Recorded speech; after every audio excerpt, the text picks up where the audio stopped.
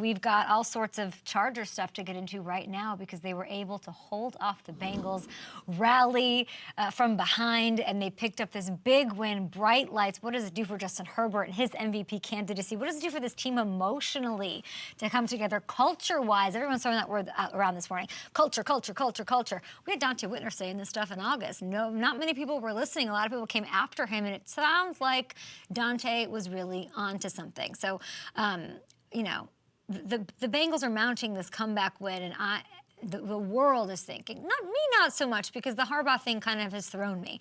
But there was a lot of, are the Chargers going to charger? Is chargering going to charger itself again? Whatever that even means. I think we're witnessing the death of that word as we speak. Is it an adverb? I think it is. Chargering? I think so.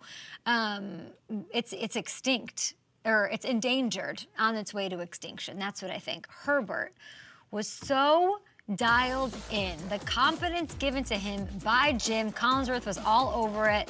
And this was amazing. The big throws to Ladd McConkey. These things don't usually happen. More often than not, they do not happen for this LA squad.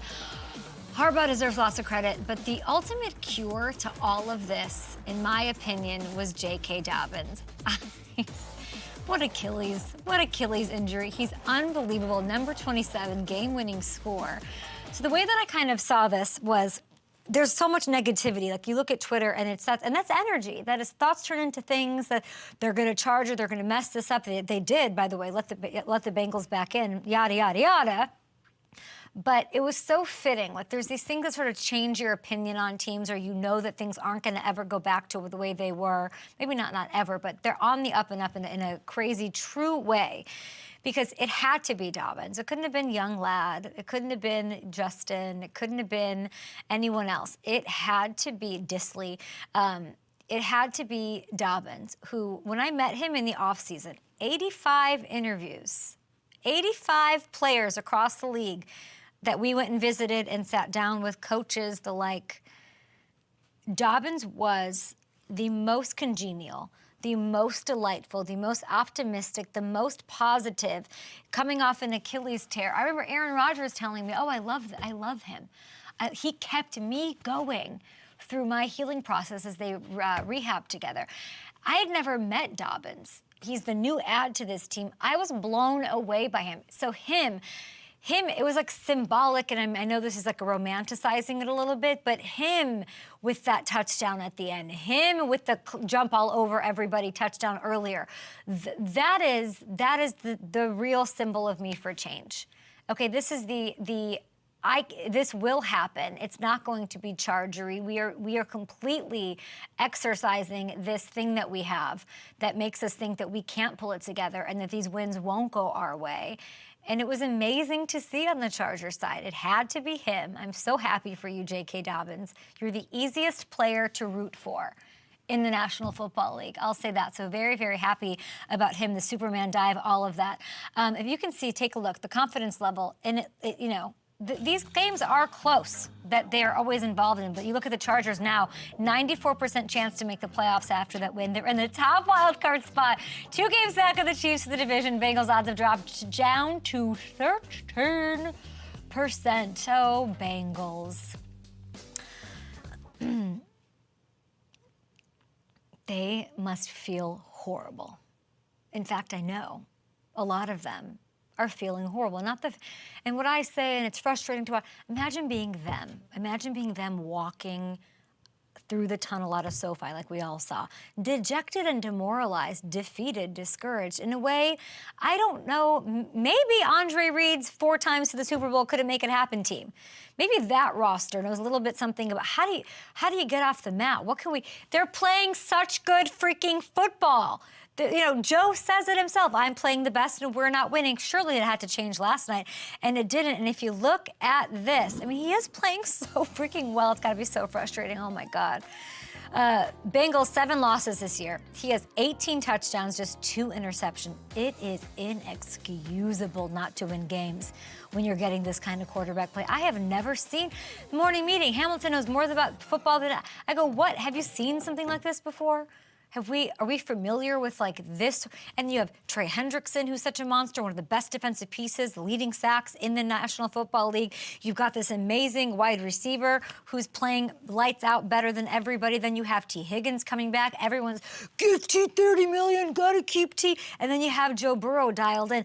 What happens now? How do you fix this? Where does the resentment start? Where does it end? If you're Joe, are you so mad at the decision making, at the defensive struggles, he's doing his job. I don't, him saying that sort of indicting as it is. Is there potential for this to fall apart?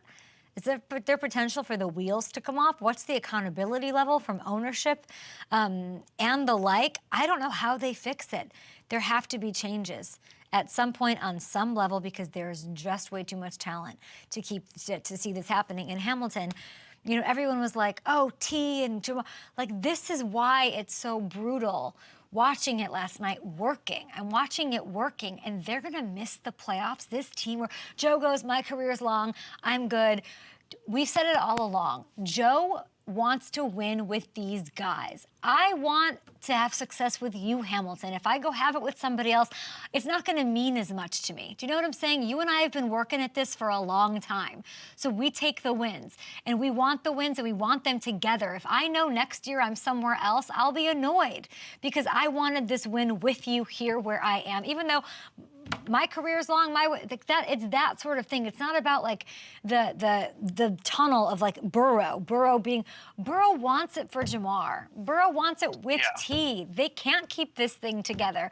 And so it was really a hard, it's an entitled take of like, I'm just a fan. I feel sad for them. I feel sad for those three in particular. I really feel sad for. I do. Yeah, and they told us that at camp that this meant something, that writing was on the wall. They all feel it, that this is going to be their last chance to kind of do it all together in this current iteration of the Bengals. And it's why I couldn't give up on them this year, regardless of what was going on. I always had this feeling that they were going to get it together and make the playoffs because of all that talent, because of that driving force of getting it done together, and just to see it all. And I don't know, also just to see it all come apart in that building where they lost that Super Bowl as well. It was just like, it just added more devastation on top of devastation. You brought down the Danny Zuko. What's going on here? What happened here? Excuse me? I'm not allowed to get a haircut? I mean, you look different. You were really letting that thing go. What caused this to happen? It's still there. I mean, Off-season Hamilton? Getting a little unruly. Off-season Coach Hamilton? Yeah, maybe that's it. Yeah. I'm shocked. I did not see this. So we're wrapping the Bengals?